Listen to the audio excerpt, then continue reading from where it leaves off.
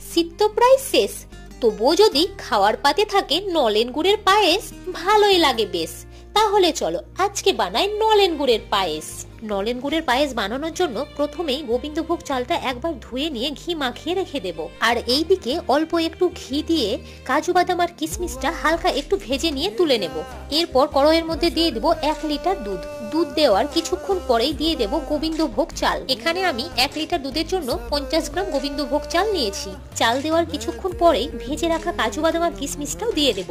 এবার চালটা পুরোপুরি সেদ্ধ হয়ে এলে আর দুধটা ঘন হয়ে এলে গ্যাসটা অফ করে দেব। আর গ্যাসটা অফ করে দেওয়ার পর দিয়ে দেব খেজুর গুড়। এখানে আমি খেজুর পাটালি গুড় এবং ঝোলা গুড় দুটোই ব্যবহার করেছি। এবার গুড়টা দিয়ে খুব ভালোভাবে মিশিয়ে নেব। ব্যাস, তাহলেই রেডি নলেন গুড়ের পায়েস।